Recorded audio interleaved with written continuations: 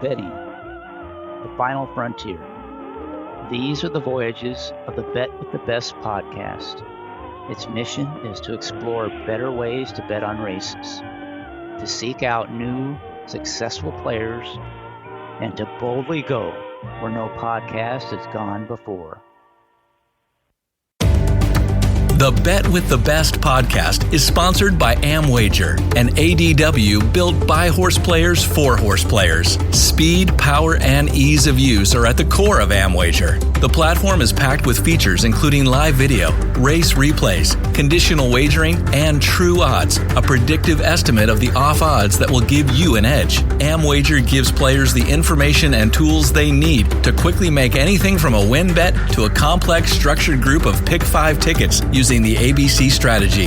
With a rating of over 4.5 stars on Google, AmWager is a favorite among horse players. Sign up now at amwager.com to take advantage of the simplest sign-up bonus in the business, a 100% first deposit match up to $150. If you want to bet with the best, then you need an edge. You need AmWager.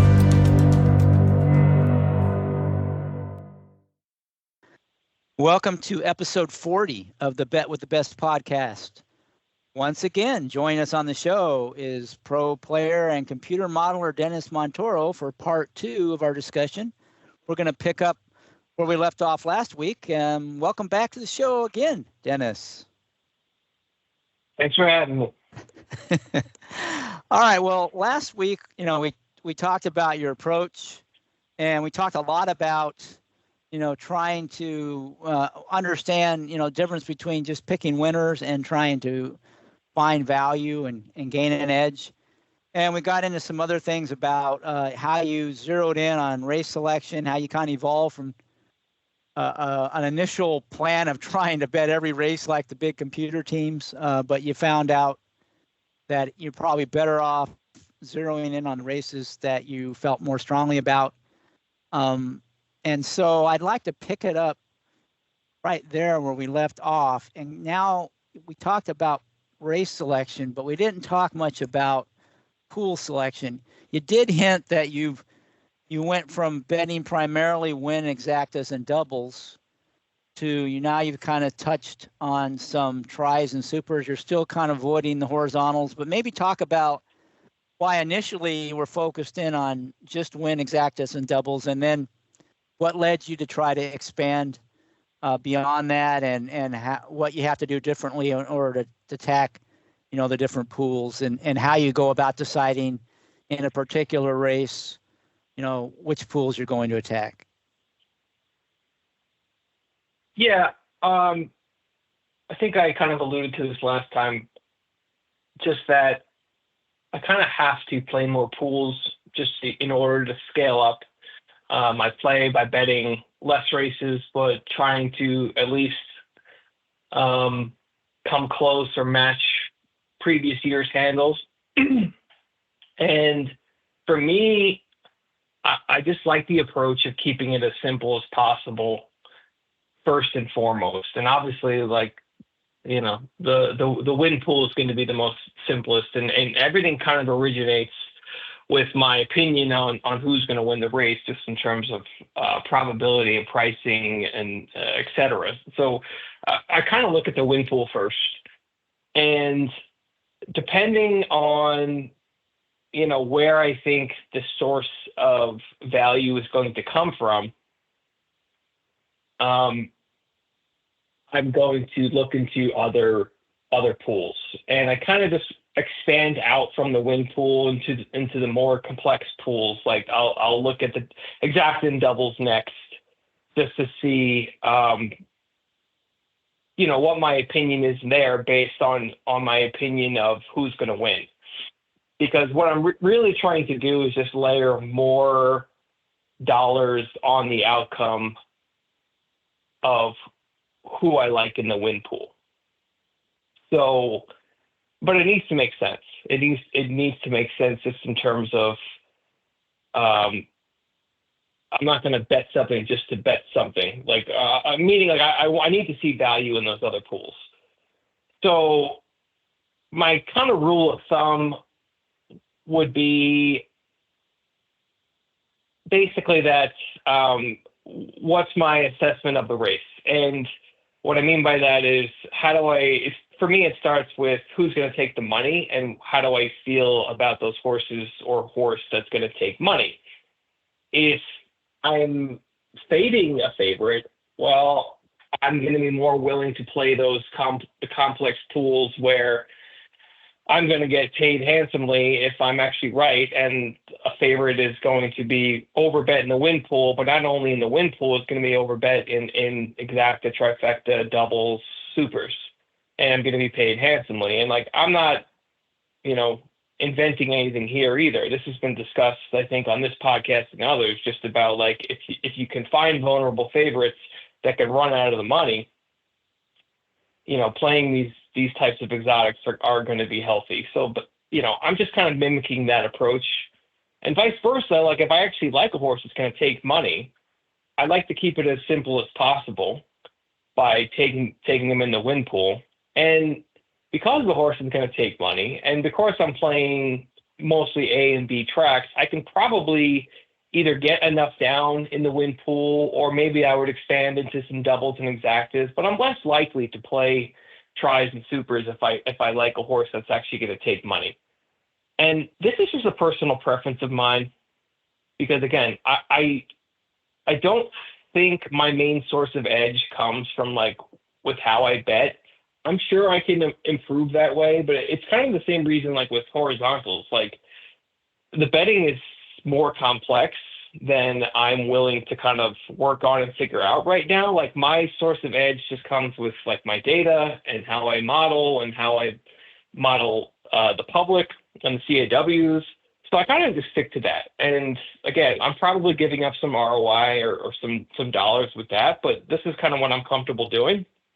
And I like to keep it as simple as possible, with the exception that there's just some races where I find vulnerable favorites, so I'm going to be more aggressive. So you're a KISS, keep it simple, stupid kind of approach. You focus initially on the win pool, and in two ways. One is if you find a horse where you think you can find value in the win pool, you're going to try to exploit that. And then you might try to build out and leverage that even more, maybe in exactas and doubles. It sounds like maybe if the adjacent race, there's another horse you like, you might play doubles. If there's horses that you think are, potentially could add, have additional value underneath, you might play the exacta.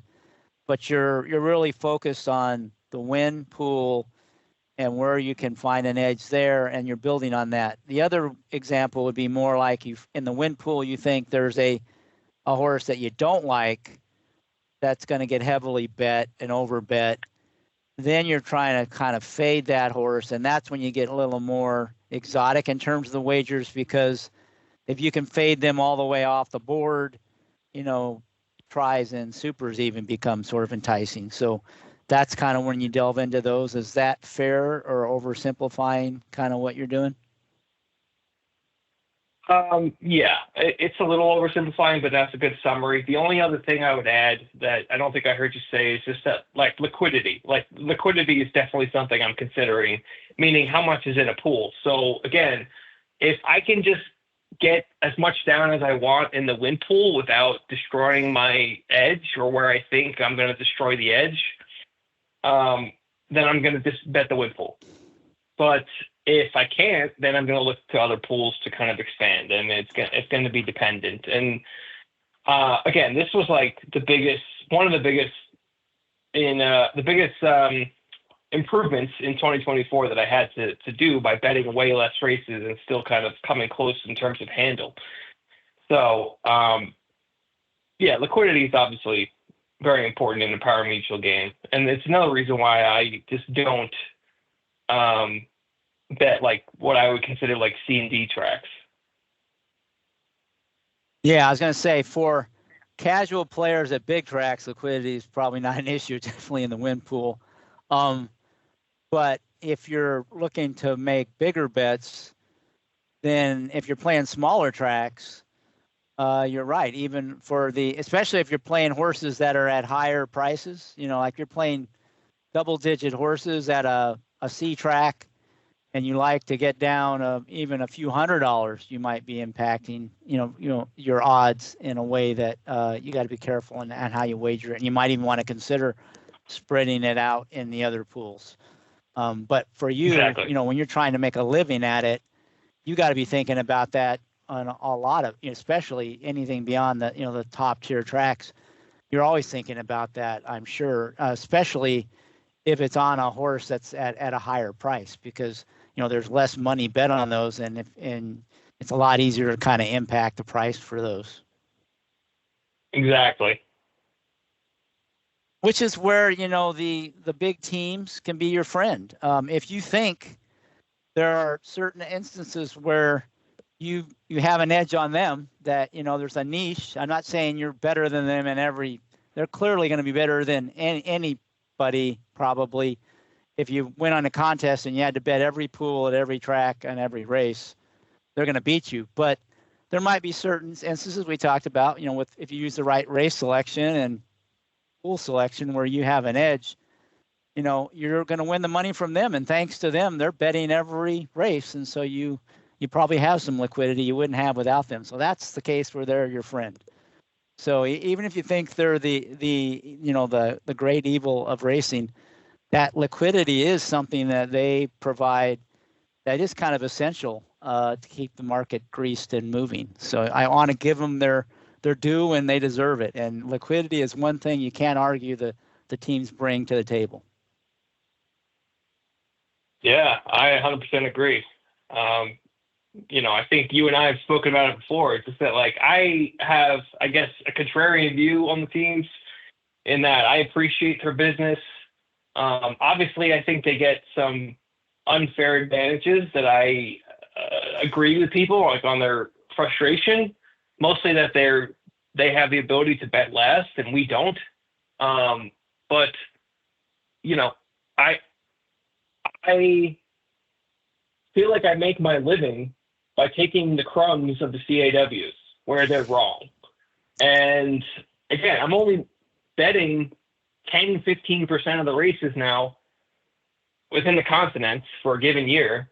And that's where I think that they're wrong. I think that if you assume they're the market makers, which I do, since they're, as a contingent, they're the largest majority, they vote the most with their dollars, so they shape the market. I think that, they're not perfect. They're definitely not 100% efficient. They're motivated to bet a certain way, which creates value in it, according to what my data says. So I'm looking for them to make mistakes, and I'm capitalizing on it because they're the ones who shape the market ultimately. So rather than try to beat them in 30% of the races, I'm going back to the race selection thing, but I'm just going to reduce the number of races I play where I'm more confident that they're making mistakes. So I understand the frustrations with CAWs. Definitely think we should have the ability to bet last as well, but ultimately these guys make mistakes, and I'm capitalizing on it. So I think that's how people should approach. One of the beautiful things about parimutuel markets is that everyone shows their hands. When you look at sports betting or financial markets, you don't know how the best players, what they're actually truly thinking, what their fair odds are, or anything like that, fair prices. In parimutuel, you basically get to see the best model in the world. And what I mean by, best public model in the world, I should say. I think we spoke about this last time, but I'll just reiterate that the closing prices in the win pool is such a good indication of a horse's actual ability. And, I don't know if that's as efficient, or excuse me, I believe it's more efficient than even sports betting, where you actually see closing lines at certain places. But here, everyone is out in the open because we're all competing against each other. Sports betting, fixed odds markets, you're competing against whoever's the bet taker is. In parimutuel, everyone's showing their hands. Like you're voting, everyone's voting with their dollars into the same pool. So it should be a somewhat almost close to accurate assessment of each horse's price, to the best of the ability of the market. But what I'm really getting at is like you're able to kind of get into the minds of the CAWs and how they price horses, and like it's something you can do in other markets as well. But I think it's more powerful in a parimutuel setting. Yeah, and I agree with everything you said. I do want to spend some more time on the CAWs. So I want to hold off a little bit before we get into that and go back to the exotic wagers for a little bit in terms of, you talked about betting. Just let's start with the win pool, just so people kind of understand your approach, with a computer, how you bet into the win pool. What would make you, pull the trigger on a win bet? I mean, how does that process work? How do you decide here's a race where I'm going to bet this horse to win? How does that you or the computer make that decision? I mean, I can be as specific, or I'm not going to say that. I can give you a more specific answer or a vague answer. I'll start with the vague answer first. Like any time like you think that a horse or an outcome is going to be undervalued, like you're going to, and it can overtake the takeout, then you should be placing a bet. And more specifically, my approach has kind of changed over the years. There's different ways to kind of come up with bets, I think, when you're using a computer model. Like I've kind of summed it up to two different approaches. One is like the more classic Bill Benter approach of I'm going to come up with my probabilities of the horse's chances to win. So you asked about the win pool. So I'm going to model like what the horse's chances are to win a given race. And I think that post position 1 has a 20.2% chance to win. So I'm only going to bet it if I'm getting 6-1 or more or something like that. That type of approach. It's very, in the statistical world, it's called like a frequentist. Like I'm going to come up with one number to basically say, this is the horse's chance to win the race. I think this is incredibly hard to do in the year 2025. And, I don't want to go on the tangent with fair odds. Maybe you'll ask me that later and my gripe with it, I guess. But like, I think it's extremely hard to do when the CAWs are probably doing this or some sort of hybrid approach using this type of approach. But,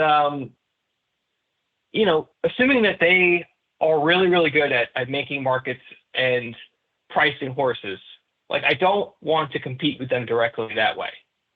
So the second way is what I call being directionally correct.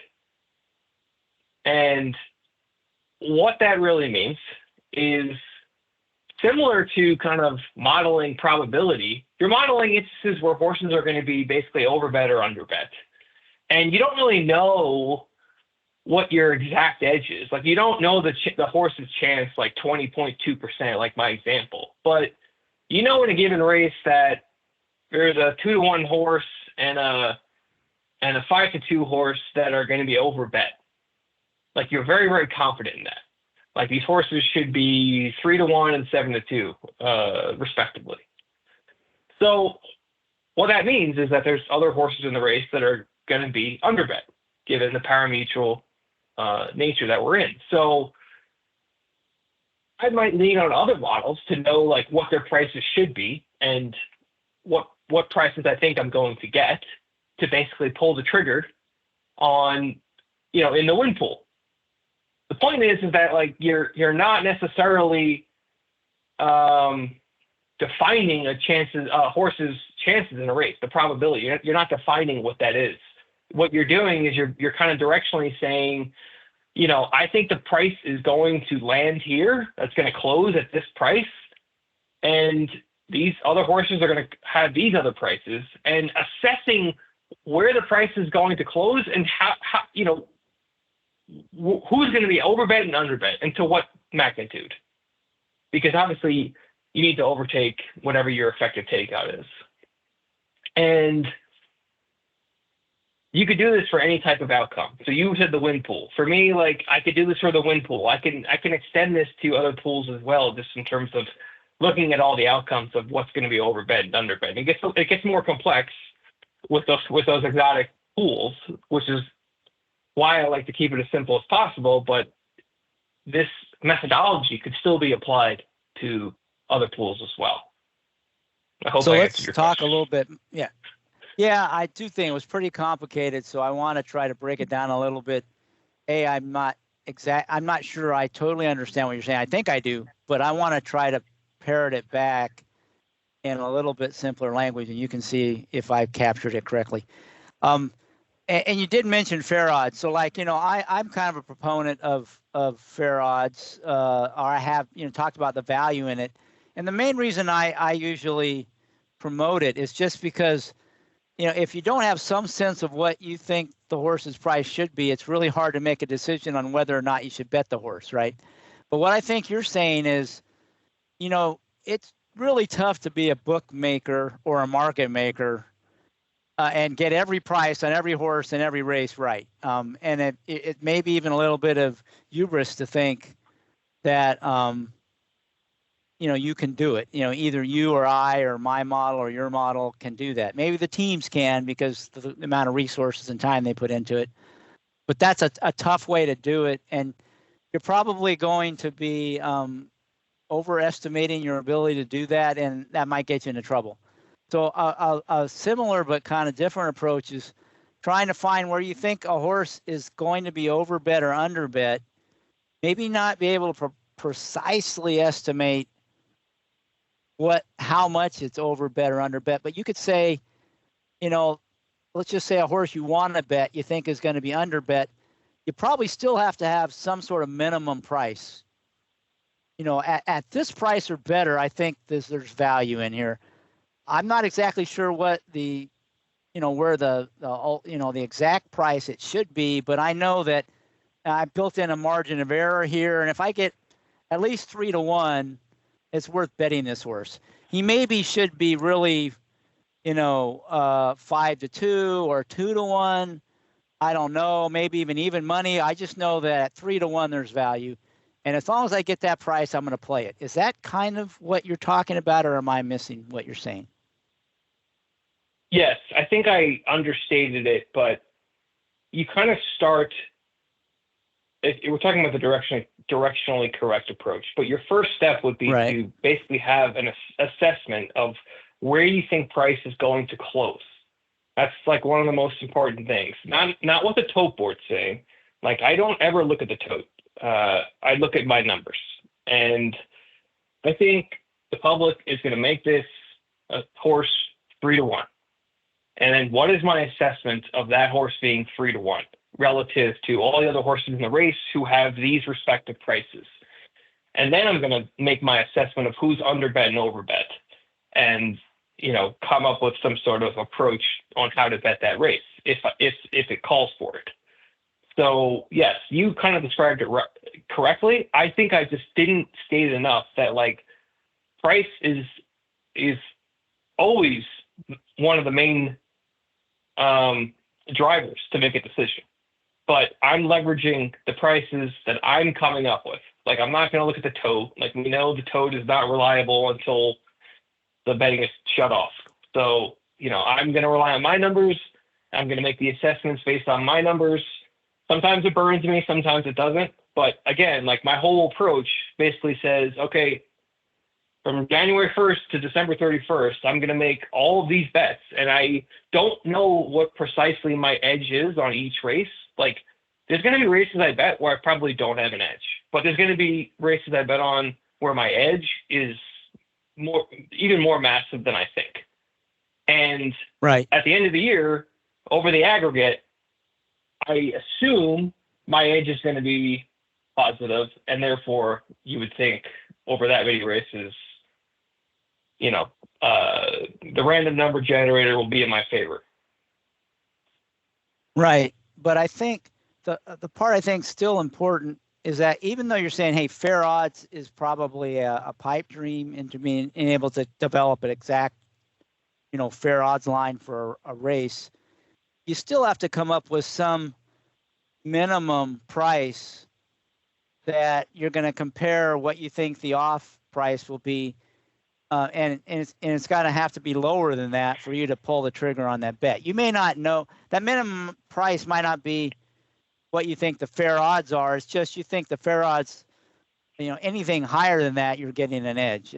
But it still seems like you got to have some comparative that you apply against your estimate of off odds in order to make a decision, right? Even though it's maybe not the fair odds, it's still some kind of minimum odds that based on your assessment of the horse ability. Anything above that, there's some value there. Or am I still not quite? Okay. So and that not makes perfect sense. anti-fair odds. You don't know if it's a 50% edge or, so he's 3-1 and your minimum price is, say, 2-1, and he goes up, a horse is 3-1. You're not saying that's a 100% edge or a 200% edge or a 50% edge. You just know it's positive, enough positive edge. It can overcome noise and variance long term. You're going to make a profit on that. Sometimes when you bet a horse like that, if the racing gods knew it were, your edge was 100%, and sometimes the racing gods know it's only 50%. But all you know is long term, you think you're going to come out ahead if you play those horses consistently. Is that fair? Oh, yeah, and yes, and I'm not anti-fair odds. Like, I'm all for thinking and betting probabilistically. I think where you get in trouble with fair odds is that there is some adverse effect within parimutuel, where if your fair odds is not, if it's miscalibrated at all, and you're using some sort of betting system like the Kelly criterion or something, which we don't need to get into, but if your fair odds pricing is miscalibrated, you will go bust, or you will lose, your bankroll. It will disappear, because if you're making a horse 4-1 and the market's telling you the horse is going to go off with 12-1, I can tell you those types of edges are few and far between. They don't really exist.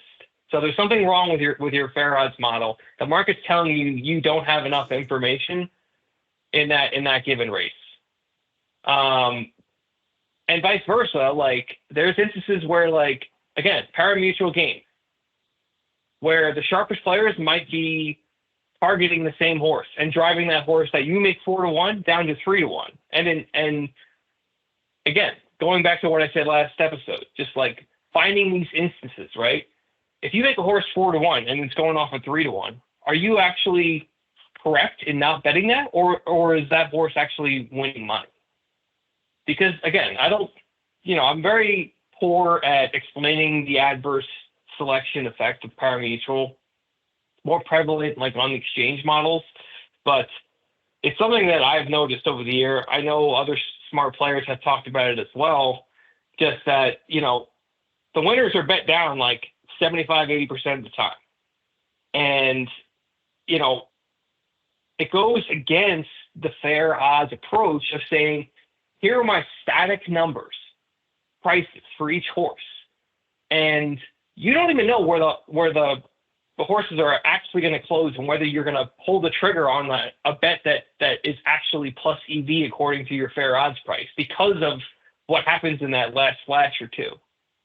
So that's another reason, logistically, I think it's hard to implement some sort of fair odds model. And that's kind of what I ran into. I wasn't great at pricing the public in 2003. I was okay, but not good enough to do what I was doing across that many races. Because again, just the The more races you play, like, the more likely you're going to make mistakes. Like, the less confidence you have. We talked about that enough. But like, yeah, I just think that fair odds, you're more liable to kind of run into a lot of issues. You need to be really, really good at it. You need to be very, very well calibrated to the market. And there's probably niche opportunities, but if you're coming up with a fair odds model, I think you're very, very close to like also just having a directionally correct model. So like going back to my example of the pricing, you price a horse 4-1 and the market's going off of 12-1. Okay, you need to have a way to test in those instances. Are you actually making money? Maybe you are, but like the calibration might be off enough where like using something like Kelly or something, or I don't know how you're betting that horse, right? But like a mathematical formula would tell you to bet a lot of money on that instance, or a big percent of your bankroll, I should say. But maybe you are making money in that instance, which means that maybe you're not pricing that horse accurately because the market's telling you it's 12-1. Maybe the fair odds is like 9-1. So somewhere in between your 4-1 to 12-1, right? So, you know, maybe you're onto something. Maybe you have an edge with your whatever method you're using to price the horse as 4-1, but maybe it's somewhere actually in between. So rather than like, you know, using some sort of mathematical formula or coming up with a precise probability for a horse, you can just say like, all right, I think there's something here to this horse that's going to go off at 12-1, and he's probably somewhere around 8 to 9 to 1. That's like the directionally correct approach in a nutshell. Yeah, and there's a lot in there that you said, and some of it applies more to others like yourself that are using a computer and maybe Kelly-based formulas to size bets. But I think some of what you say, it can be applied to human players too. It just is different. So I'm going to try to hit on a couple of those things, and you can jump in and correct me or add things in.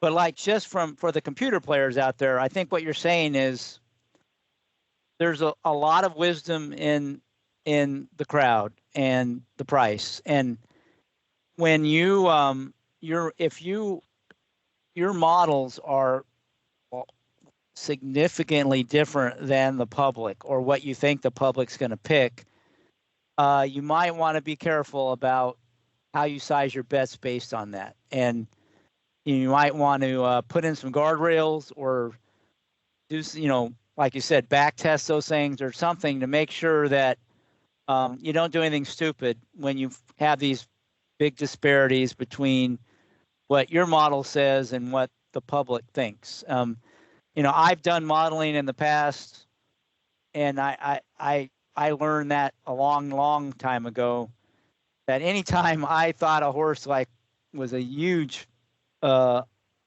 know, that was tremendous underlay, I was probably missing, my model was probably missing something, and that I need to be really careful with those. And I think that's one of the things you're saying.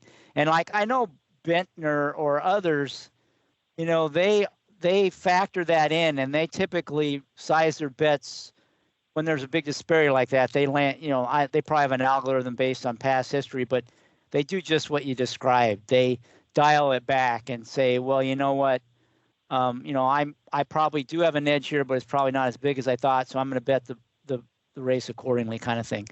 So I think that from a computer player standpoint, you know, what I think that's kind of what you're saying. And I want to talk about the human players first, but did I misstate that, or would you agree with that, or add anything on kind of from the computer side? What Benter did was he wrote that paper where he basically said he came up with a fundamental model that was okay but pretty miscalibrated compared to where the market actually landed. And what he did was he blended it with the tote this was many years ago, maybe when there was obviously no CAW type play. So maybe the prices were probably more stable and reliable. But he basically blended his fundamental model, his probabilities, with the public and weighted them in a certain way that made his overall probabilities more accurate. So yeah, that's kind of what I mean about calibration.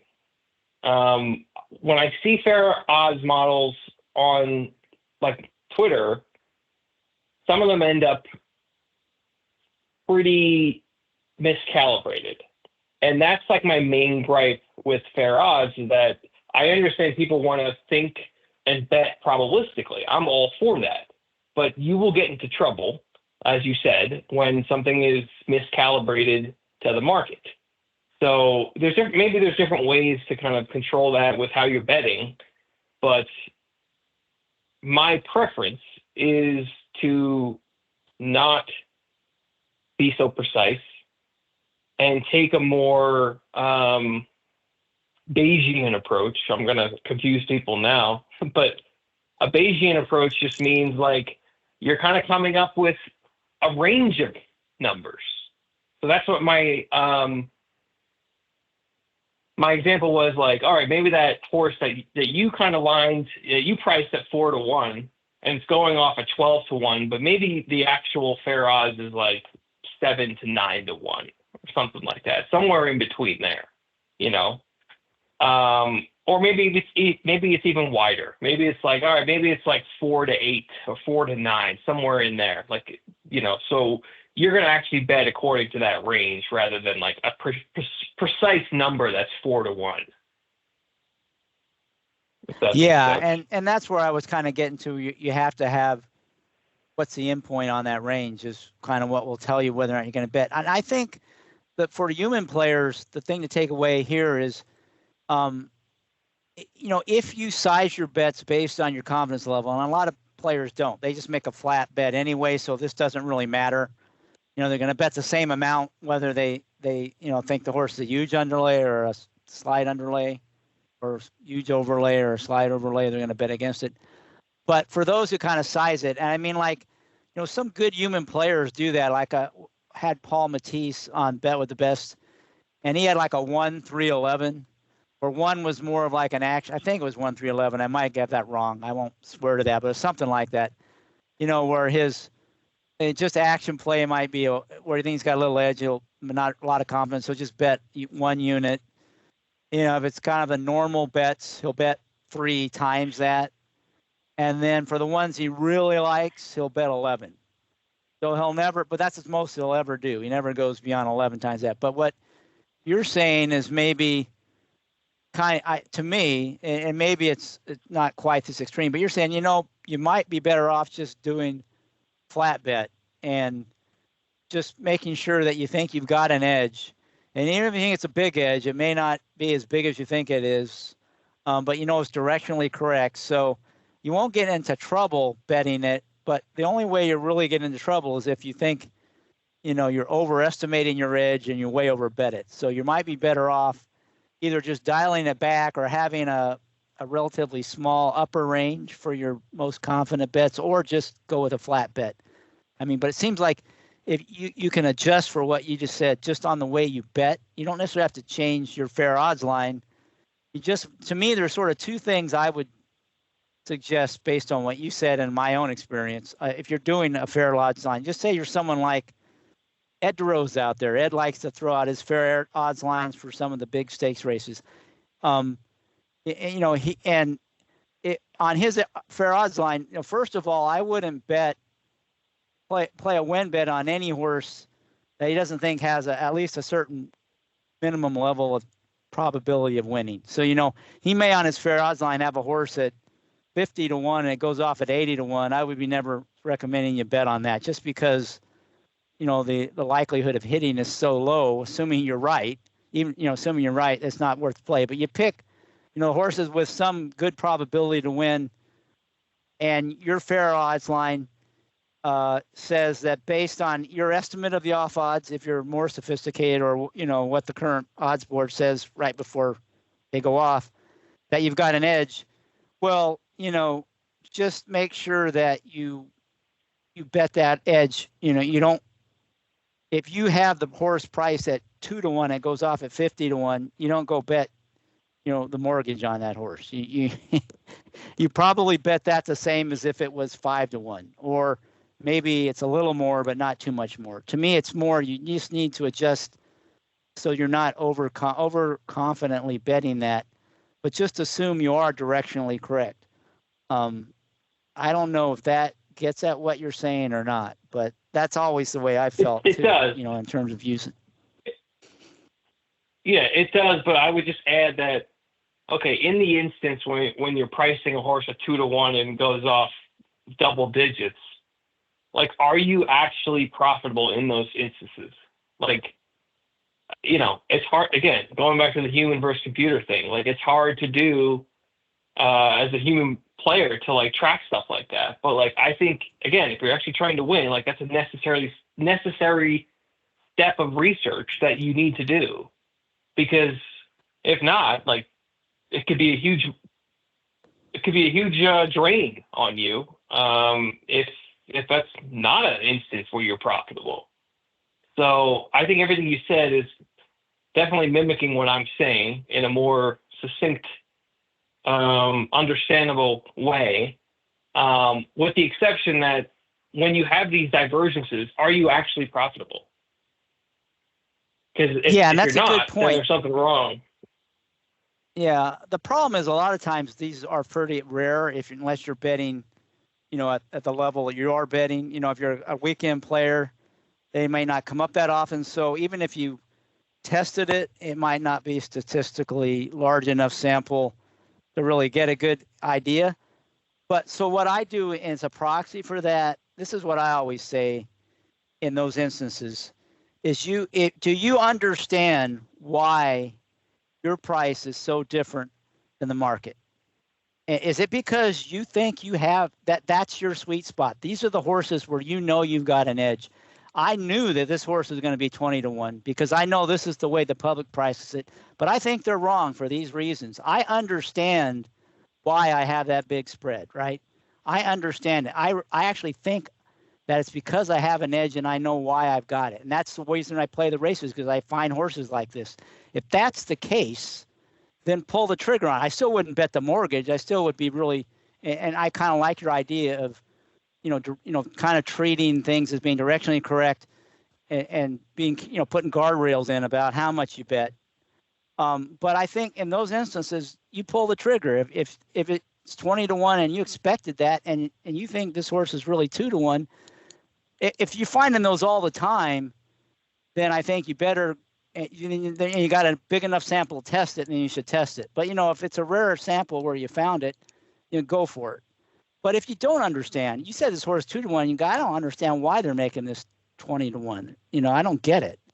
Then I think that's where you really start to question it, and you might want to dial things back. I don't know if you'd agree with that, but that's kind of how, for human players, I think you treat that situation.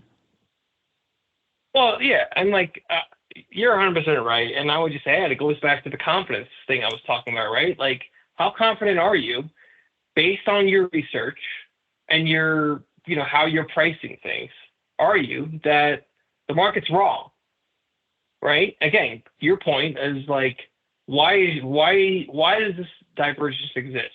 Like, are you confident in your process to price that horse? Like, what information are you using that the market is not reflected in the market? And are you confident in that? If not, then you probably shouldn't bet that race.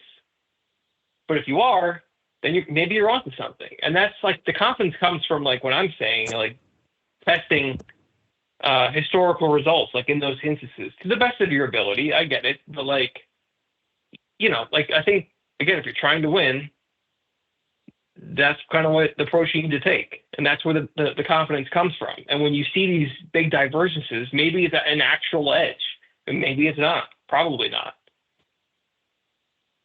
Yeah, or it's probably not as big an edge as you think. But you're right, and that's really good. Yeah. And if people think that they actually can come up with a really good fair odds price on every horse in every race, I think if they actually made book on those prices, they'd quickly learn that they probably can't, because like anytime someone puts out a fair odds line on Twitter, the first thing you see is someone picks on, one of the numbers, right? Boy, give me that. Yeah. I'll take that. Give me $1,000 on that. And, it's probably legit. It probably are some one or two prices on those lines you could pick at. And that's why I think you're saying that's really hard to do well and consistently on every race. And probably even within any race on every horse in the race. But you can probably identify the contenders, and then among those contenders, what you think would be a reasonable price and what you think the public is going to play that, and identify where you have an edge and why you think you have the edge. Why, as long as you understand, why you're pricing it differently than the public, that's what you're trying to do. That's what it's all about. I mean, that's the whole process we're talking about, is finding and exploiting value. That approach makes sense. Just you got to be careful how you do it, I think, is what you're saying, and don't overestimate your abilities to figure everything out. But you don't have to figure everything out in every race, I think, is the key takeaway here. Even when you're going up against somebody as good as, these big computer teams, because they're not perfect. And if you specialize, especially with human players, even more so than like probably what you're doing, if you specialize at certain tracks or distances or surfaces or race types or angles, you can find places where you can consistently find value on a few horses and a few races, and you can exploit that and leverage it. And that's how you can be successful. And it's probably the only way you can be successful. If you're trying to do more than that, you're probably biting off more than you can chew, unless you're just, truly exceptional. Amen. All right, so let's talk about a little more. This is great. I mean, it's so easy to go down any one of these topics for forever. That's why, I mean, I've always enjoyed our conversations. But we've had some famously long podcasts on here, so I got to be careful about that.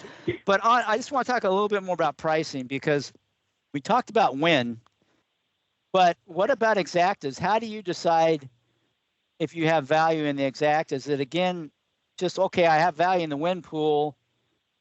How do you decide it's worth that you can, exacta is worth playing, or a trifecta is worth playing, or a double is worth playing? What do you do there? How do you make that decision? Yeah, for me, it's, like I was saying earlier, I'm looking, if I'm looking at other pools, I'm looking to get more money on the horse that I think is under bet in the win pool. And that, not the, what word am I looking for? I guess that nature of just being under bet in the win pool typically extends to other pools as well. So I'm not looking to play a horse in, on top of the exacta that I'm not playing in the win pool already. And, underneath, I'm looking for, a different assessment, I guess, of who I'm basically coming up with my own prices for how the public's going to price place and show. Who are they likely to play in the exactas, and what makes sense and doesn't make sense just in terms of value to add on to the exactas. And again, I actually don't know off the top of my head, what percent of my play comes in these other pools right now, but exacta will be pretty substantial. It's tries and supers that, again, I'm only targeting when I'm fading a certain percent of the pool, or a certain horse in the pool, or a certain percent. It could vary, but to figure out who I want underneath, I'm making a similar but different assessment of who are logical horses to play underneath, and then what's my actual like fundamental assessment of would that make that outcome under bet or over bet? So it's a similar process as to win, but just an additional yet complex layer, I guess, to basically figure out who would I want to include in my ticket underneath my who I think is who's under bet in the win pool. All right, so let me give you two scenarios I think would be worth talking about as examples. First one, let's say you've got two horses you think are under bet in the win pool. Do you bet both? Will you bet both to win, or do you pick the one you think is the best value? How do you handle in the win pool if you have two horses you think are significantly under bet? Yeah, I will. I mean, the only exception where I won't bet two horses in a race is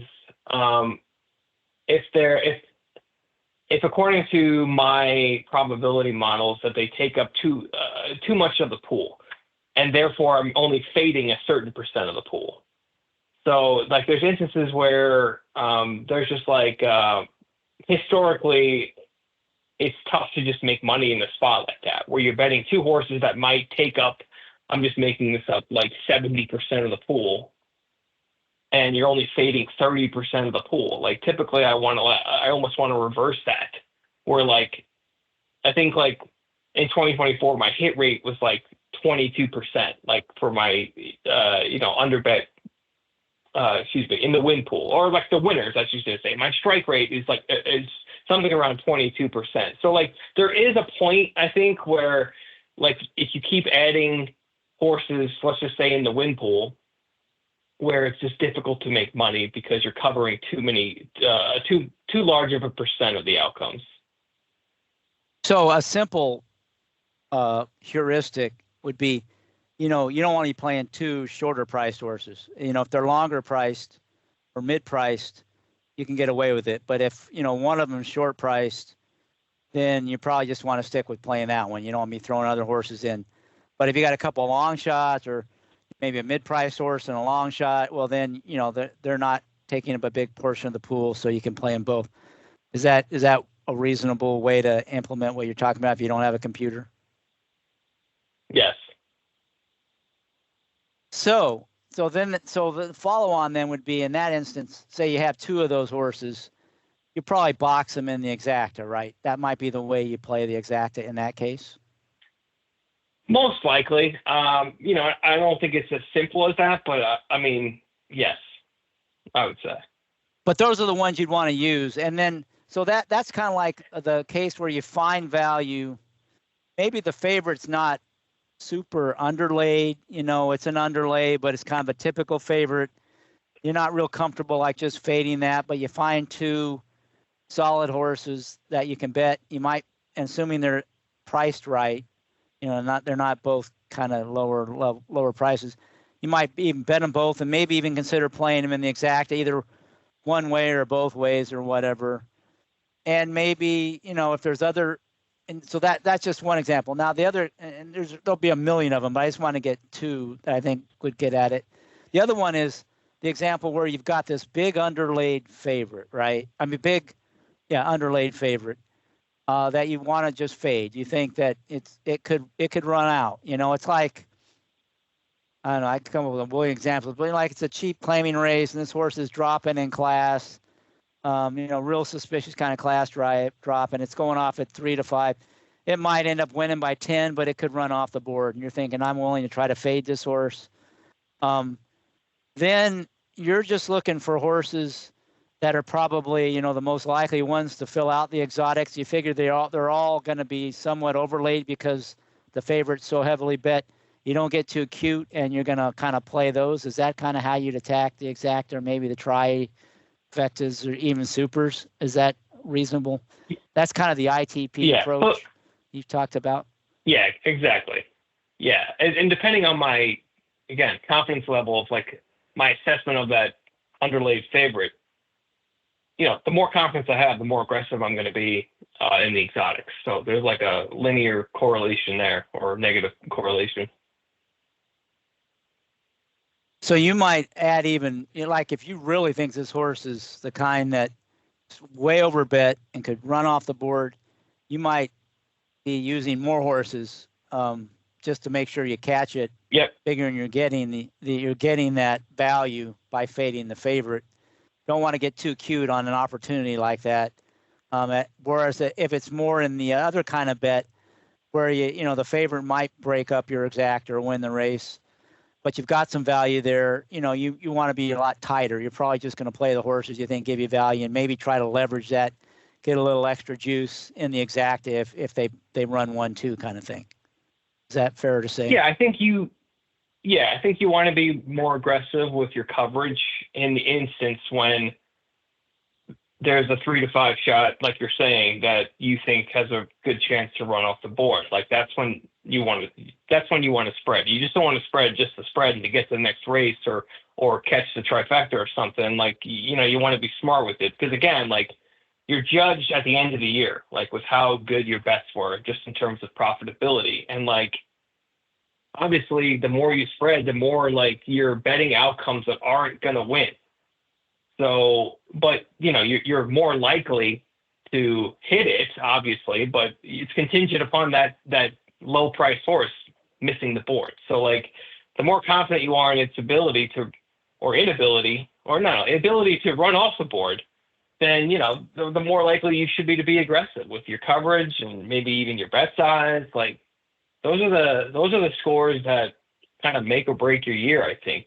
So as much as I say I like the grind, like there's also just a subset of the races I do bet that are just like no-brainers to be more aggressive when you find a horse that is going to take money and you fade it. And yeah, of course, those horses win or they finish third, second, X amount of times, and but it's Yahtzee when it runs fifth. So I don't think I'm like, again, this has been talked about before in a la ITP and other guys. So it's definitely like the mathematically correct approach, given the parimutuel nature of how some of these horses are bet in these exotic pools. Like these pools are somewhat hidden. Obviously, like they're not like displayed on the tote. So that 3 to 5 horse in the win pool might be 2 to 5 in the trifecta pool. Like it's hard to gauge that. You know what I mean? Like it's hard to gauge like what the price is, but it's going to be overused relative to the win pool, I guess is what I'm saying.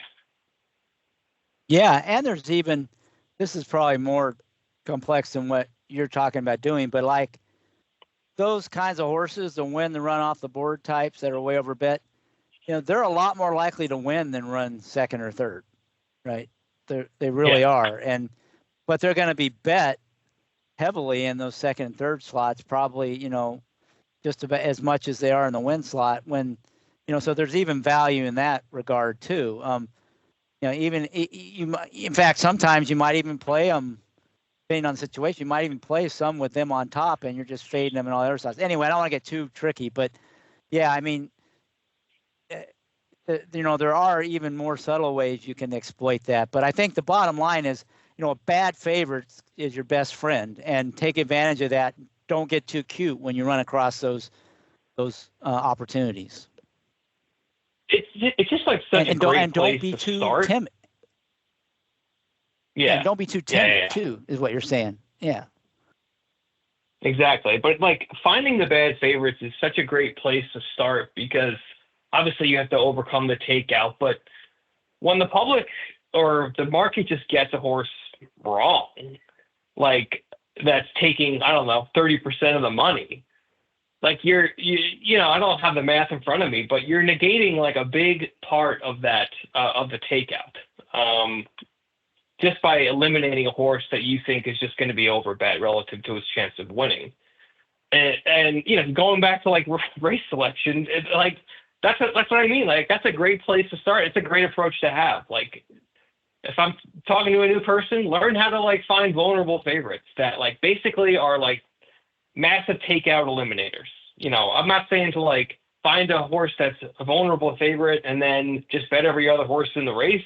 But like, it's a great starting place to be able to have the skill of identifying bad favorites.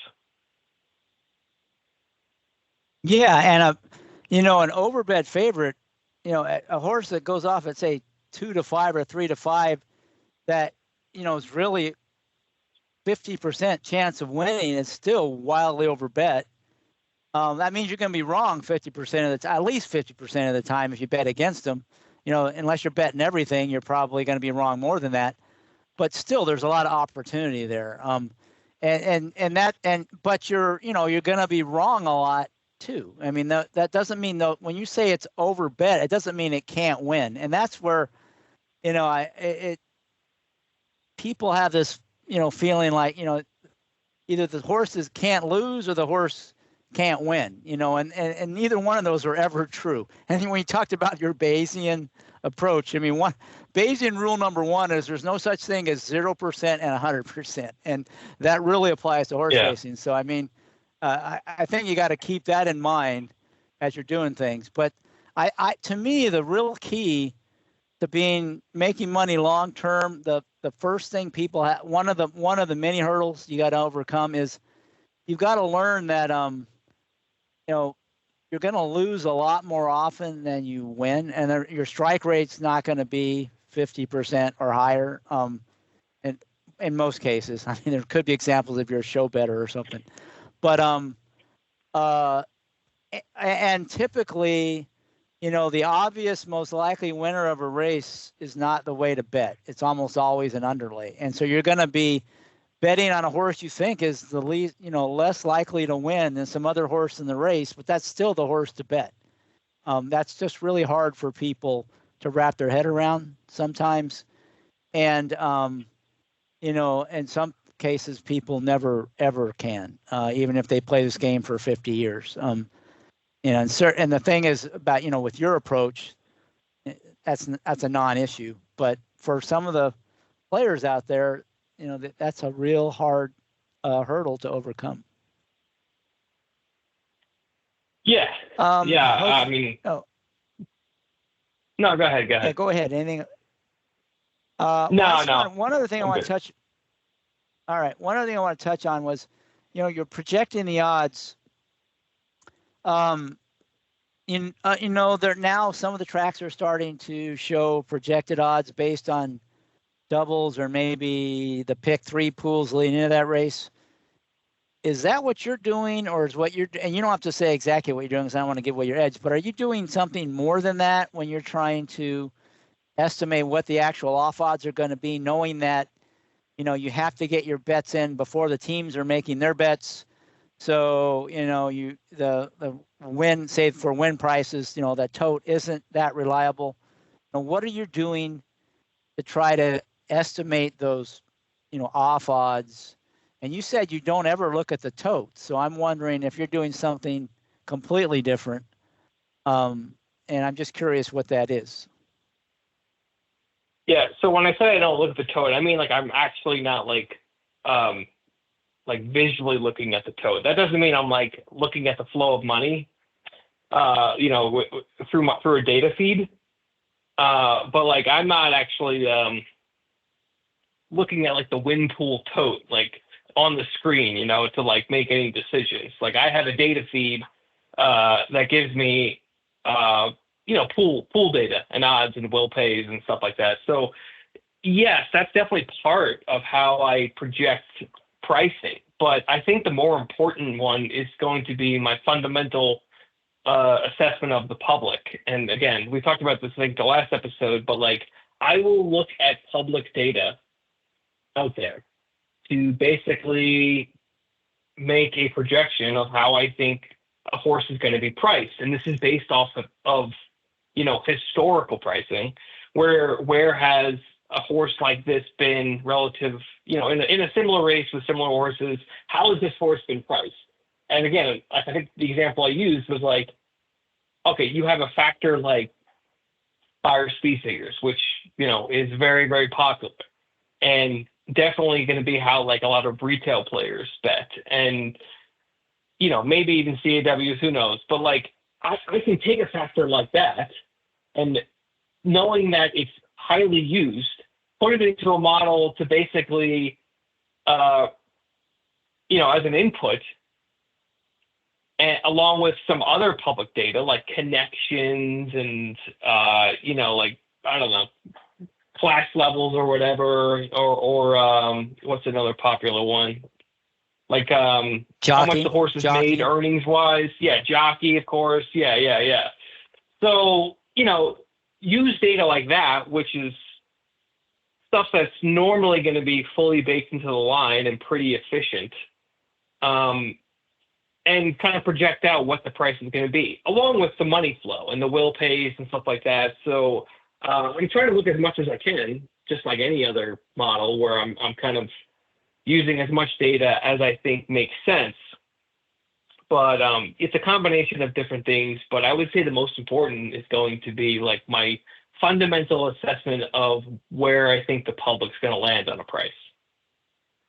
So you've got a real sophisticated, almost as sophisticated model for estimating the off odds as you do for estimating what I'll call the fair odds or Bayesian odds or whatever you want to call it, your fundamental model. And you're trying to use the stuff you're trying to figure out what all is going to be baked into the price so you can figure out what the price is going to be. That's sort of what that model is all about. Yeah, and I don't know if I stress this enough, but I think that's like step number one to anything parimutuel. It's like, what are your competitors going to do? It's like similar to poker in that when you're playing against other players, and wouldn't it be nice to just like know what they're holding and like what or how they're gonna play a certain hand? It's a similar thing here where, okay, I have a 6-horse field. How are they going to price one to six? Like knowing that, 100% probability allocated across all 6 horses. Like, how are they actually going to price these horses? And like, here's the data I think they're going to use to the best of my ability to figure that out. And based on that assumption, how are they actually going to price those horses? Yeah, and that was where I was saying, if someone wants to learn how to handicap and pick winners, it's basically them learning how to develop a mental model to figure out off odds, because that's basically what they're doing. They're using all the stuff baked into the price to figure out, who they think is going to win. That's what everybody else is doing. That's probably a good way to come up with a projected off odds price. What I was saying earlier when I talked about that, I'm not saying that's a bad thing, but you got to do something other than that or you'll never get an edge, right? Because all you're doing is figuring out what everybody else already knows. When I say everybody else, I mean the collective wisdom of everybody else already knows. So in order to be successful, probably you're saying you need to do both. You kind of need to know what everybody else is thinking. And then you've got to think about a little differently, either using information differently or additional information. So you can find places where you think they're going to make a mistake, and then you exploit that. So that makes perfect sense. But what about the teams and what they're, how are you factoring in, the teams who are probably using their own proprietary data and stuff like that? Is that part of what you're doing? And I'm sure you don't have to tell me. I don't expect you to tell me if you're doing that exactly how you do it, but are you trying to factor that in? So not only do you know what Joe Q. Public is likely going to play the Chad Brown horse ridden by Irad Ortiz in the Grade 1 stakes race at Saratoga with the highest last out buyer figure, that all that, but, how are you factoring in maybe what the teams are doing, or are you? I'm just curious on that part. Good question. And I don't have like the greatest answer because my opinion of the CAWs kind of vary.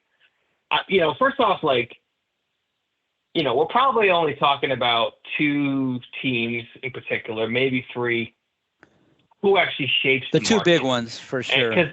Right. Yeah. Yeah. So, because I've had some discussions with some CAW members, and I can't disclose too much just from like NDA type stuff. But like I don't know if like, proprietary data is like a good way to describe what they do. I'm sure they have proprietary data. And I know they have like teams of data scientists who are really good at what they do. They have what I would consider like industry experts, or like, just like people who know racing and like work with the data scientists to like help build models. But like, I don't have like the highest opinion of them. Obviously, like they're good at what they do. But, going back to your original question, there's definitely some data that I have that I know that they lean on for sure. And there's definitely data that they have that I don't have. So like, in any model that you create, you're making certain assumptions. And those assumptions can get you into trouble for sure. But, there's just different ways to like measure your model to have confidence in it. And, that's kind of what it takes to, to deploy something like this and be confident in it. But, again, I don't have the greatest answer. I just know I have some data that, it's not as public as like the buyer speed figures, but it's definitely data that's sort of readily available, I would say. I'm not going to name names or anything like that I know that are leaned on more than others. And like the other thing is, it's not like we're just taking, let's just go back to a speed figure because it's easy to understand. But like, when you work with data, like you're not just like taking a speed figure and inputting that. Like a lot of times you're like transforming it or having it interact with something else. Like there's different ways to like shape data a little bit differently that might capture elements of data that you might not have. So like, I don't know, I'm just going to make this up. Like maybe a team has data that's like combines or like reflects running position, expected running position, and like speed ratings. Okay. So I might have data that I could, I might not have the same exact data, but I might be able to have two pieces of data interact with each other to basically replicate what they're doing, So it's being creative with data like that is probably a little too advanced for this conversation maybe, but like, I think you kind of get what I'm saying of just like, not having the specific data, but be able to replicate it by, shaping your data through transformations and interacting. So you're not going to have everything, obviously, like, and you're making assumptions that like what you have is what they have, and you're just doing your best to like make your most educated guess. But like, the saying is all models are wrong, and like some are just more wrong than others. And, that's another thing we really didn't talk about. Like there's a lot of bad models out there too. So like, I've made a lot of bad models. So like, you kind of just learn by doing it and seeing what your results are and working with it. But there's been plenty of models throughout my career, just that like I thought were good and I made some sort of mistake to like, think it's good and it was actually not good. So that's what I would say to that, like just being able to replicate data that you might not have, but you're actually like creating new data by doing something like interaction. So you have a model that projects the off odds based on, the information you pull in there, but you also, once it comes up to the race, you've got some prior information from like the doubles and the pick 3 leading into that race, maybe even, fixed odds betting markets, what's in the win pool or exacta pools or whatever. Do you use any of that to modify what you think the projected odds are, or do you just go with your model, projection? Yeah, I call that the money. Yeah, I call that the money flow. Basically, I'm just using all of like the available pool data, I guess, if you want to call it that, to basically help in the pricing of that. And it's similar to, I guess, what we talked about with Benzer, where like, again, I'm going to make a fundamental assessment but I'm going to like combine it in some way with the actual pool data that's out there. So whether that's from prior races or the current race, like I'm going to kind of go with the flow of money and make my best guess on what I think the price is going to be. So you can be vague or not answer this question, but is there any of that money flow that's a better, stronger indicator of off prices than others? I mean, like, is the double pool really good? Pick three pool better, worse? The fixed odds. I mean, is there anything that you're willing to share in that regard? You don't have to. I'm always going to ask the question. You don't have to answer it. I'm just curious. What I will say is I think data that comes from prior races is much overstated than what people think on Twitter, at least.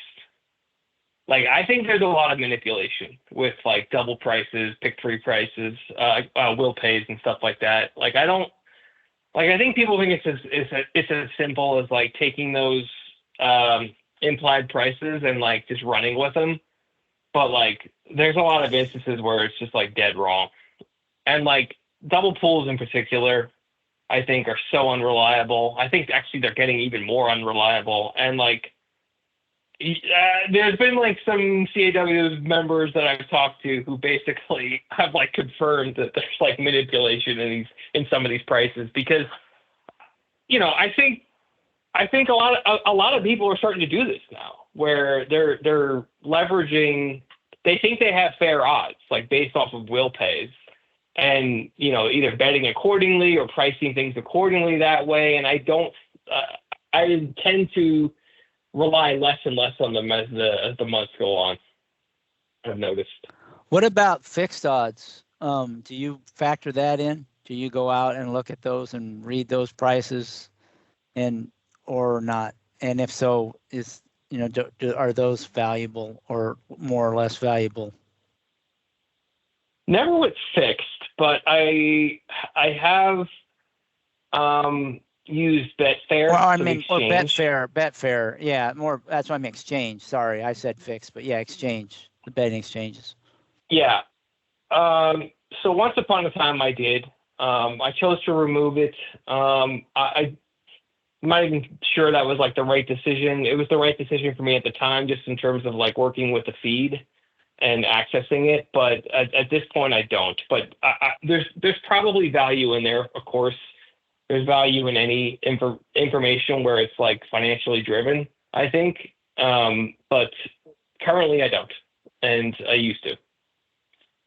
I'm hearing what you're saying, though, is be careful about using those projected odds based on doubles and pick threes, that it's not as good as you might think. Is that I'm hearing you say that. Be a little bit careful. Don't use those as gospel. Yes, I definitely don't think they're gospel. And that's why I said earlier, sorry, real quick. That's why I said earlier, I think like the more time goes on and I'm like adjusting my pricing, like I find myself relying more and more on my fundamental assessment, partially because I'm getting better at that and having to lean less on the financials, like the pool data, but there will always be signal in like the pool data to some degree, I will say. But I think when it comes to like the multi-race will pays, it is becoming less and less reliable for me. So I'm just curious if you have spent extra effort looking at the odds at NYRA, where supposedly they keep the at least last minute bets from teams going into the win pool, but they're able to bet in the other pools, like the doubles and exactas and stuff. Have you looked at that? Have you learned anything from that you'd be willing to share? Does that help you understand what the teams are doing a little better? I'm just curious if you've burned any calories on that kind of exceptional instance where you might, have a way of detecting signals you don't normally get out of the tote system.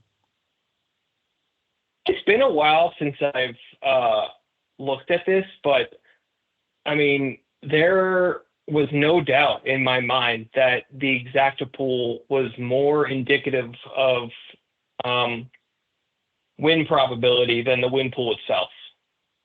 And that's just because of CAWs are not incentivized to bet in those pools anymore. You know, it's debatable whether they're in there or not. There probably are to some degree, but like through the registered CAW, blah, blah, blah, like they're not betting in the win pool within 2 minutes, right? I think that's the rule. Right. But so, it's been a so couple they're years. Betting it, they're betting it.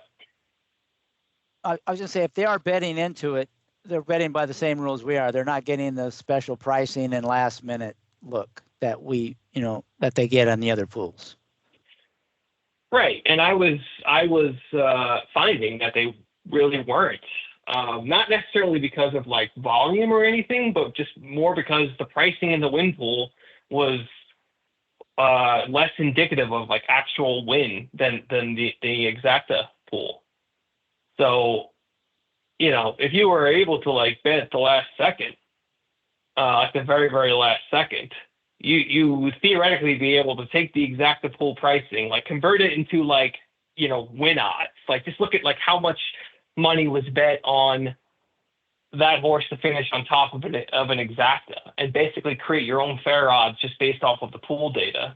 You can create your own fair odds line, but like again, you would need to be like you would need to have access to the pool basically to place a bet. But like theoretically, like that's like what in sports betting like top down is, like what they call top down, where you're using the exacta pool as your source of truth of what the actual best guess probability is of a given outcome.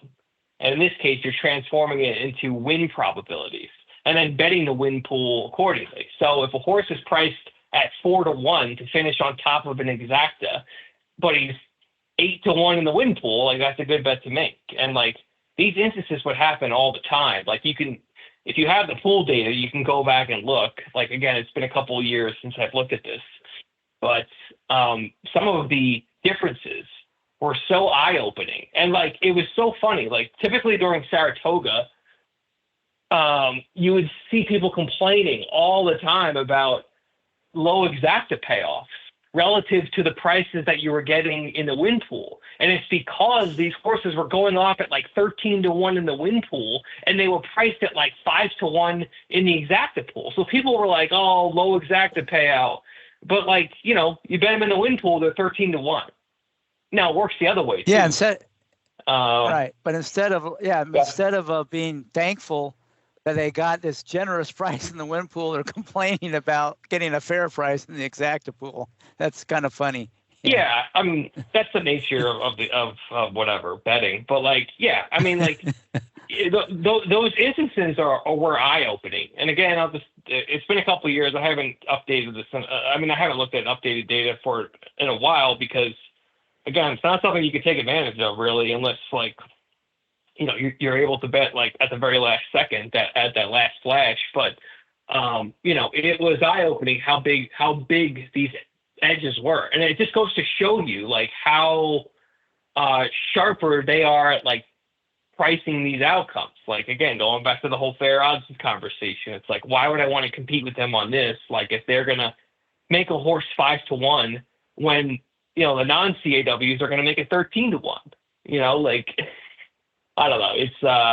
It's eye opening when you start looking at stuff like that. So in that case, you're right. You couldn't exploit that unless you had, you know, the kind of access to the pools the teams do.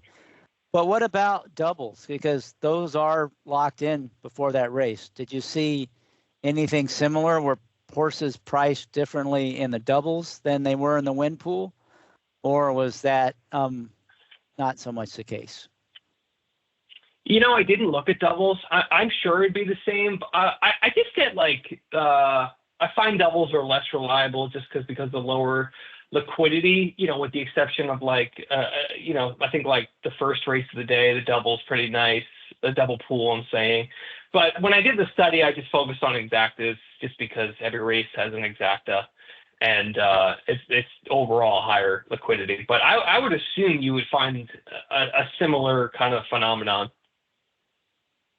Yeah, because that's one you could exploit because you've got it locked in. You know Yep. how much they bet into the doubles, right? So if they're betting in the double pools and they're not being manipulative, which they're still they're at which maybe in the New York they are because of the unique nature of things. But if assuming that they're playing those pools like they do normally, there might be something in there you can exploit where you see a big spread between how this horse was bet in the doubles and how it's being bet in the win pool. And that's something you could pull the trigger on because you do know what the price was in the doubles. The price could change in the win pool. I mean, but if you have a good idea of what that off odds are going to be in the win, and that a lot of times they just miss. Anyway, just there could be something there. My guess is there's people that are trying to exploit that and have been for a while. All right, been going a while, but I did want to catch a couple other questions here. You started out betting on sports, and then you sort of moved to betting on horse racing. What do you see as the big differences between the two? And, what did you learn in sports betting that really helped carry over to horse racing? Just curious, given that you've been pretty heavily involved in both, and what your thinking was in there and on that.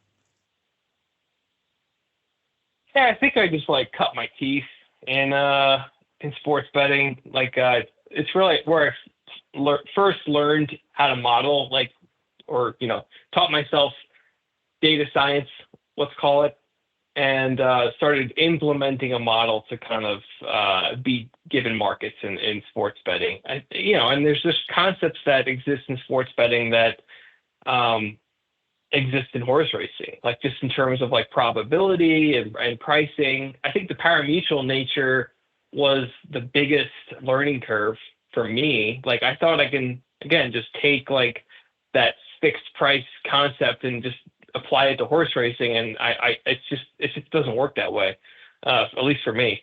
So that was the biggest learning curve. But, I think just the fact that there's similarities just in terms of, how to kind of use the concept of data and modeling to kind of create some given output was the biggest thing I took over from sports to horse racing. And I still bet sports to some degree. Horses is still my primary earn for sure. But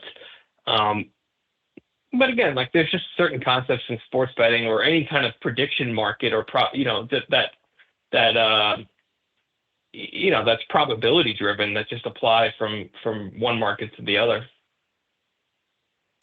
Well, what was it about betting on horses that sort of motivated you to make a big shift from the sports betting to the horse race betting? What is it you found to be, advantageous on the horse racing side?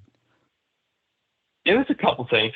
I think I talked about this last time with you, but I'll reiterate it again because I think it kind of gets lost in the why horse racing is a great market to bet. But back then, going back 10 years or so, when I was betting sports at a semi-professional level, let's call it, you need places to bet. You need what they call outs, sports books that will actually take your action. And I think it's kind of well-known knowledge now that because you're betting, because the bet taker is a bookmaker, and now they're publicly traded companies and whatnot. They're not going to take your action if they deem you a winner, which is totally fair. I think just in terms of they're running a business and so am I. But if they don't want my action, they don't want it. But back then, I didn't know how to kind of continue to stack out find sports books that would take my action. And, nowadays that's changed. And I know the main, the ways to kind of overcome that, but the horse racing was like, we'll pay you for your action. We'll give you rebates. So like that was a very compelling argument, just to basically say like, obviously the pricing is still worse than sports betting, but like, we're never going to kick you out or anything like that. Never going to limit you. So like that was like a no-brainer for me, just in terms of like ease, because at the end of the day, like what I love doing is just like working with data and modeling and betting and seeing if it's successful or not. And that's all I want to worry about, not worrying about, how am I going to get my bet down? And the second thing with horse racing is just like the intellectual challenge that comes with working with this much data. I mean, you're literally betting on animals. It's not like the animals can talk and tell you stuff. So like, there's just like, it's just very rewarding to like win at this game because of how difficult it is to win at this game. So, back then when I was new to it, it was just like a more potentially rewarding intellectual challenge. And I think a lot of people say that. I hear a lot of people say that now, and it's just very true compared to other prediction markets. It's just very rewarding, and just like the majestic nature of the horses, like obviously it's just beautiful to watch. So it was kind of just a no-brainer, just given all that. Yeah, it's the greatest skill-based gambling game in the world, despite the industry's incredible efforts to make it as tough as possible on the player. The one thing they can't ruin is just the natural beauty and just like you said, the intellectual challenge of the puzzle of handicapping a race and figuring out how to bet it. There's just nothing that compares, I don't think, and that's what draws people in. I just wish the industry would understand that and leverage that, but they just don't seem to get it. But I'm going to try to avoid going off in that direction. So I want to ask you a couple other questions, and I know I've kept you on for a long time. I apologize for that, but this is just such a fun discussion. Foreign racing. Some of the best guests have been, moving into betting, particularly on Hong Kong, because of the availability of the data and how the strength of the product. Has that enticed you at all? Are you considering that, or you're perfectly happy just playing in the U.S.? I'm just curious where you are on that. I think I've said like every year for like the last 3 years that like I would start expanding into some other jurisdictions, but like, I've made these like what I would consider massive changes to my approach, like here in U.S. racing, to get settled or to be more comfortable, I should say, and obviously profitable in the U.S. So like my focus has been on there. Maybe in the future, with the potential for like more racetracks to close here, it would be natural to expand to other jurisdictions. I've never really made that leap yet. I know a bunch of people have. Like I've developed a friendship with Sean Borman. We talk all the time, and he tells me about Hong Kong, and I've been approached by other people to help with Hong Kong type stuff, but like I've just put it off for years. Maybe in the future, maybe even other jurisdictions, even beyond Hong Kong.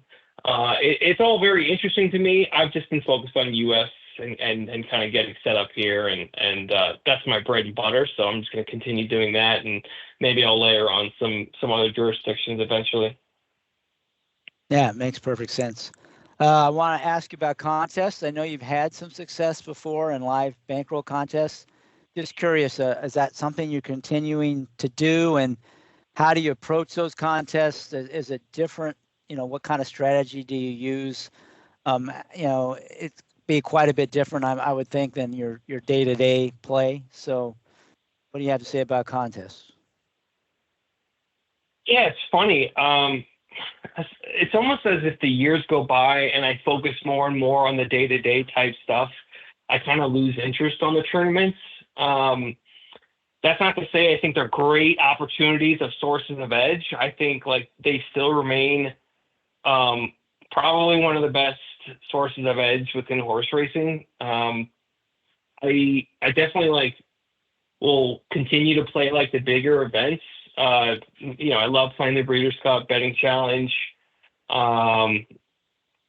Pegasus, the Pegasus one, like I probably won't even play this year because it's still within my winter rules kind of time of year. We'll see. I don't even know. Is it next weekend? I don't even know. But like, it's a the bigger Saturday. Ones are fun. Yeah. Oh, it's Saturday. Okay. I don't know. I haven't even looked that far in advance. I might take a look at the card and see what it says. But, I like playing the bigger events just because of the potential financial gain and glory that come with them. So we'll see. I think, like I said, they're great sources of edge. I think it's getting more competitive than ever. I mean, you got guys like Matt Miller basically like detailing like perfect strategy on how to play, and like more and more people are going to start listening. But like, if you go back to like 2017, like the scores were just like so much lower at all these events because people were just like less aggressive and obviously just conservative with how they bet. Now, now it's like an all-in fest in the last race. So you kind of have to know how to get to a certain score and whatnot. So like, it's definitely still like the intellectual challenge that we're talking about, but like, it comes with like a nice financial gain in a short amount of time. And, the glory that comes with the bigger events. So like, I'll probably continue to play those for sure. I just think like, it's hard for me to play unless I'm like in front of the screen, and I'm trying to do less and less screen time, and focus on my social life and my future wife. So, we'll see. I'll play as much as I can, but it's funny how it's becoming like less and less of my play now. Yeah, it's interesting and understandable. When you do play, do you kind of adhere to sort of the Matt Miller, find high probability, a couple high probability winners, go all in, kind of go roll the chalk sort of thing? Or do you look, are you trying to win it all on one race, or are you just trying to build some bankroll for the last race? Any kind of strategy you want to talk about, or we don't have to? I'm just curious if how do you approach it from a strategy standpoint? I think Matt's done a pretty good job of laying it out. I don't know if I do as much as him in terms of like doubling chalk or whatever. I'm not even saying that's wrong at all, but I don't play exactly like him, but I think the concepts are the same. Most notably, like having a score in mind, knowing how to adjust along the way as the scores kind of update. Being aggressive on like some of your better opinions. I'm not scared to just like go all in early either. I don't know what his stance is on that or like what other people think, but like, that's what happened to me this year at the BCBC. I basically went all in on like, I think the first Breeders' Cup race, and I just bricked it. So, I was out early pretty much. But the X amount of time I actually hit that race, I probably end up winning the tournament, or having a nice top 5 finish or something like that. So, but I'm definitely in the boat of like, I try to win every tournament or finish last with 0. So I'll just leave it at that. Yeah. So you're in it to win it, sort of the way. Yep. And you're entering the contest with the kind of top heavy prize structure with big prizes on top. So that approach absolutely makes sense. You're not trying to play a contest every weekend kind of thing. No, it's funny though. I think I said this. I think I said this last time. When I found the horse racing, I started with tournaments like first. Like I found the NHC and I was playing on horse tourneys and stuff like that. And it wasn't until like my first tournament win. Was that in 2017, I think, or 2018? I can't even remember. It wasn't until after that where I was like introduced to rebate, and it kind of like pointed me in the direction that I'm in now. But it's funny that like I started with tournaments and I loved playing them, and I still kind of do, but like they've just become less and less of my handle now. So. Yeah, but you make a really good point. To me, tournaments are a great way to bring in new players to the game. Yes. That are, they're competitive. They're used to playing, things like fantasy leagues and all that kind of stuff. I mean, the younger guys and gals that are, technically inclined. That's a demographic that racing could really tap into, I think, and contests are a great way to get them excited about it and interested in it. So to me, your story is not that surprising. I think there could be a lot more of those out there if racing really took advantage of that and marketed things right. But I've been heavily involved in the contest game for a long time, trying to promote it, because I thought, it's a great way to it's a lot of fun, but it's a great way to market the game and grow the game. But man, it has been an uphill battle. Now a lot of tracks are on board, but back when I was first involved, you go to the racetrack and they go, why would we want to do that? Why would we want to have a contest? It's like it's unbelievable, some of the responses you get. But now, you've got some really great, some people at some of the tracks that really get it and, have really been promoting it. Guys like Jim Goodman at Keeneland and Brian Skirka in Monmouth, and there's others, and the people at Hawthorne. That's a great, Yeah, and so it is a really great way to bring people in. So, and I think you went to that Del Mar contest, that live contest where you had success.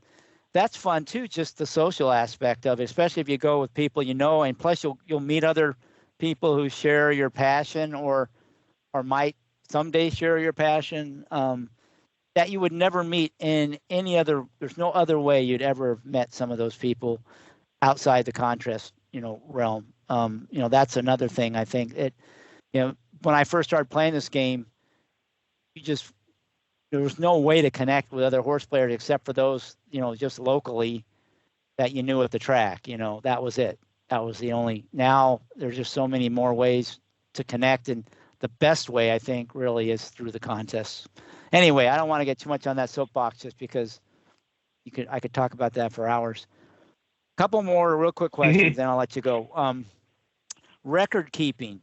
Sounds like that's an important part of building models, just looking back at the data, but also how it's performed, and using that to inform things like things you need to tweak on your model or race selection, that kind of stuff.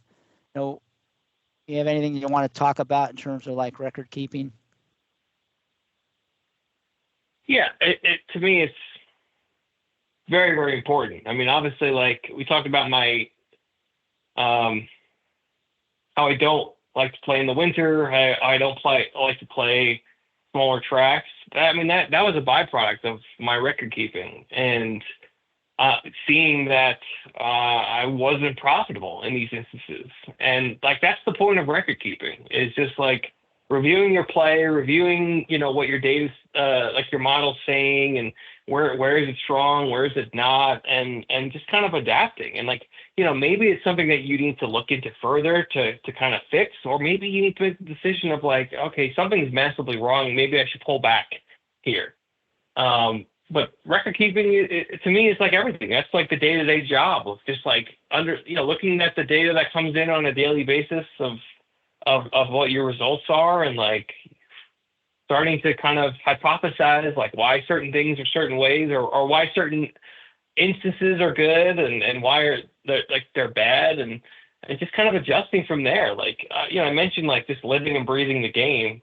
It kind of like, if you want to do this at a high level or just be a winner, like you kind of just need to be fully involved with like what you're doing. Like that's the only way you learn, or maybe that's just me. I don't know. Probably most other people too.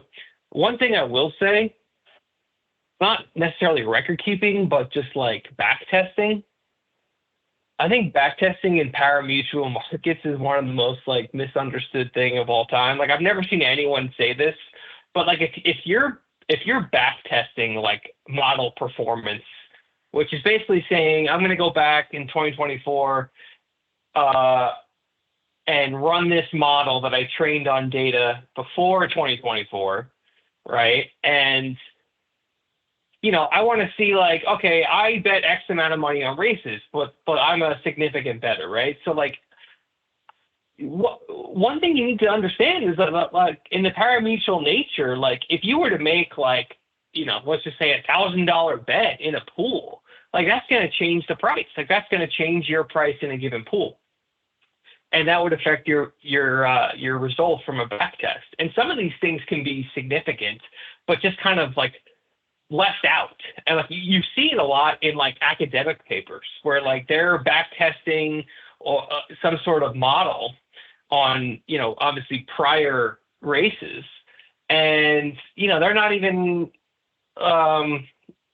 they're not talking about that aspect, and I never see anyone talk about it. Not that I see a lot of people talk about back testing in general in parimutuel, but it's one thing that like a lot of people just, I think, don't understand. Like if you're going to bet something, you're going to move the price. Like it's not that way with fixed odds, obviously, because you're betting according to the price. Here, you're just betting on an outcome.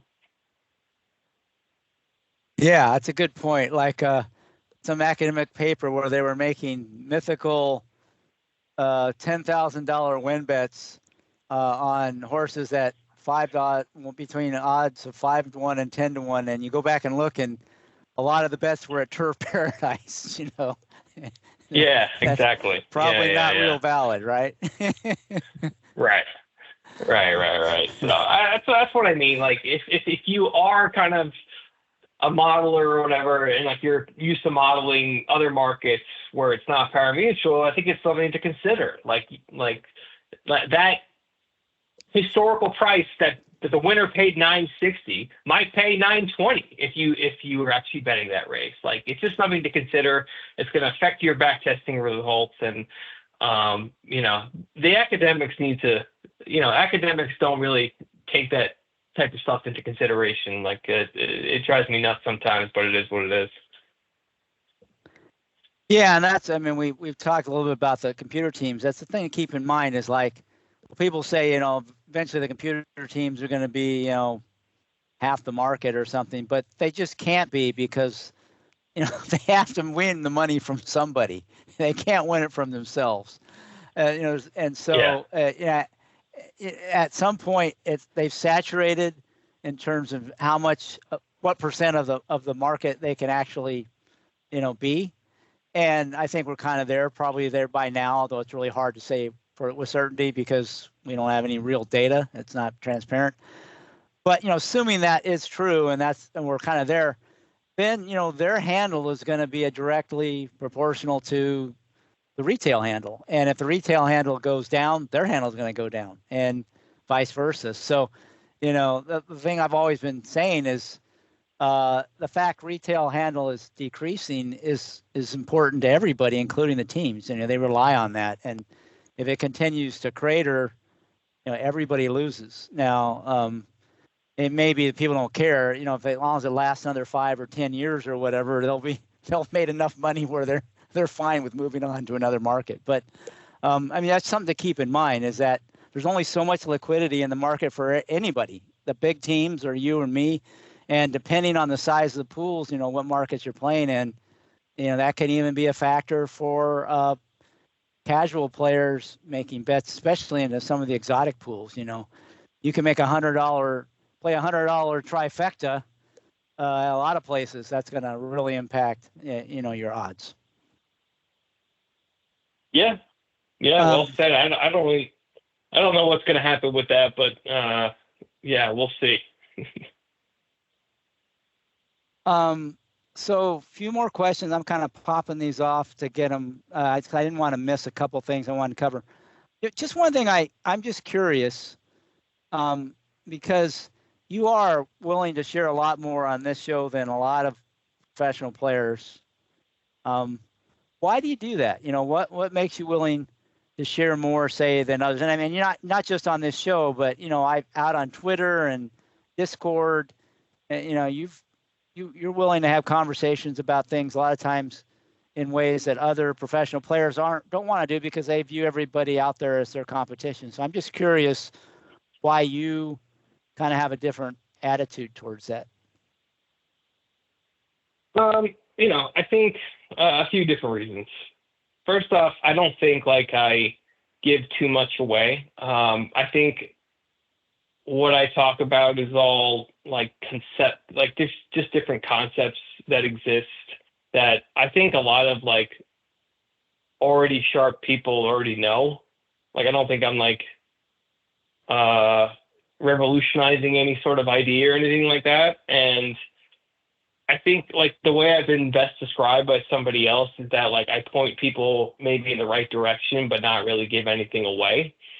So I think as long as I just like maintain that approach to like talking in public like this, then I'm fine.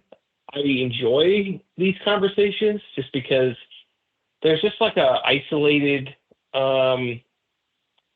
like just being like a professional bettor, like there's just like isolation, I guess. So like I don't talk to many people. So I enjoy these conversations. I enjoy engaging on Twitter, although I think that's kind of dying for me, where there's just not a lot of like engaging conversations on there. But it's kind of just like what I seek to do with like just from a social aspect. This is my life. I like talking about it.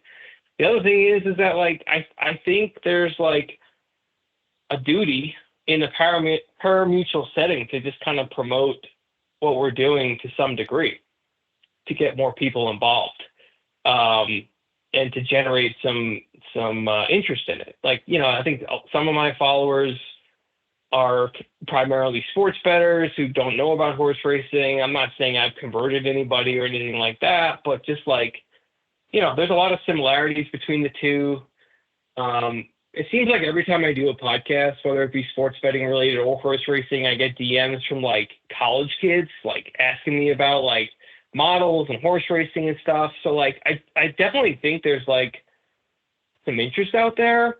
I don't know how to like convert people into customers, you know, like everyday customers or just like, you know, consistent customers. But I think there's an aspect of why I do that, like of why I do this. It's just like trying to recruit new customers and generate interest in the game. And just going back to the tournaments, like I'm always a proponent of like advertising those. And I agree with you that like I always thought like those would be like more popular than they already are, just from like a place to like onboard non-horse racing fans into horse racing, like myself. So yeah, I would say just like those things are kind of why I do this. But I also understand the anonymity of other pro players, like totally respect that. But, you know, it's not like I'm giving away the secret sauce, in my opinion. No, that's very cool. And yeah, I kind of agree with you that parimutuel markets we talked about on liquidity, which means you have to have competitors or there's nothing to go, you know, to try to win. And if the game does, you know, if you don't grow the game and attract new players, then you're not going to have any money to extract from the pools in the future. So that kind of makes sense. But I also understand, and you can do that in a way, like I think, and you found, you know, I think the sweet spot where you can talk about it, get, like you said, point people in the right direction without, you know, giving everything away. But if they're really interested and willing to work, you know, they might become, you know, an engaged lifetime player like you and me, and that's what we need more of in this game. And I kind of have exactly the same feelings. I also kind of just have always been brought up where, you know, you want to give back, especially in something that you personally have benefited from. You know, and I've definitely benefited from the racing game in a lot of ways.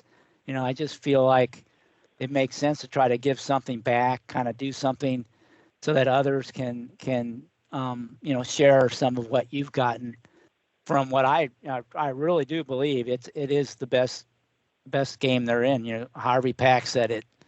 You know, it's the most fun you can have with the lights on. Yeah, I agree with all that.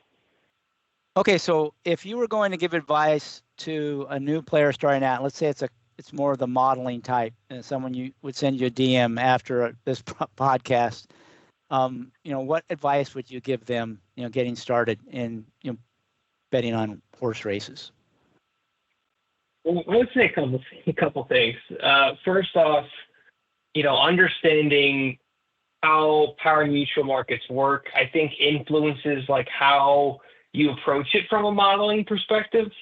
And it's going to be sort of different, like just based on some of the conversations we had during this interview, just like seesaw effect of things. Like that's going to affect like how you ultimately model, I think. So like understanding parimutuel, how they operate, who you're competing against.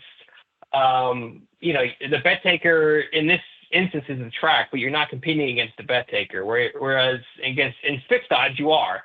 So that'd be one thing. The second thing, which I think is possibly even more valuable, and it goes hand in hand with the race selection that I've harped on, is just that like don't make the same mistake I did of like trying to bet everything, bet every race, think you can just beat it all. It's kind of cliche, but like just starting with a niche or a track or a certain instance, like prove to yourself that you can beat like a subset of races. And then like layer on more and more as you get more confident. Like I think that's the approach that like newbies need to kind of understand. Even if you're like a seasoned player who's struggling, like you gotta like pull back and restart and like start from scratch. Like even like jot stuff down on paper. Like map out a plan for yourself of like what you're gonna do differently to kind of turn things around. But I think definitely like specialization is a great place to start, and layering on more as you start winning. Would you give that same advice to a human player or anything different? Someone who's not going to use a computer. I mean, I think we talked about so many concepts today that I would say human players who might have certain biases or bad habits, like need to like listen to and kind of understand and adjust their game. That would probably be the first thing I'd say. But like I'm saying, if you are like a struggling human player right now, pulling back from a race selection standpoint or trying to really specialize in a niche and proving to yourself you can win. Like winning doesn't happen overnight. I'll tell you that much. Like this is a tough game. The pricing is not good for winning, but it's possible. And you need to kind of have the approach and the discipline that we talked about earlier to overcome that. And I can tell you it's very, very rewarding, but it's very, very important to get there. So, I mean, that's what I would say to a human player. Great advice. I actually do think, technically it's quite different, but like you said, conceptually and fundamentally, a human mental model and applying that isn't that much different than a computer model. There's different capabilities and limitations, but I think what makes sense in one world probably makes sense in the other. I just think probably humans have to even be more selective. Find even maybe narrower niches, just because humans can only do so much. The computers can probably do things at a much greater rate. So that's probably the one big difference. But I think everything else you said, it scales pretty well either way. So anything else we haven't talked about you want to say before we break up? This has been great. I could talk.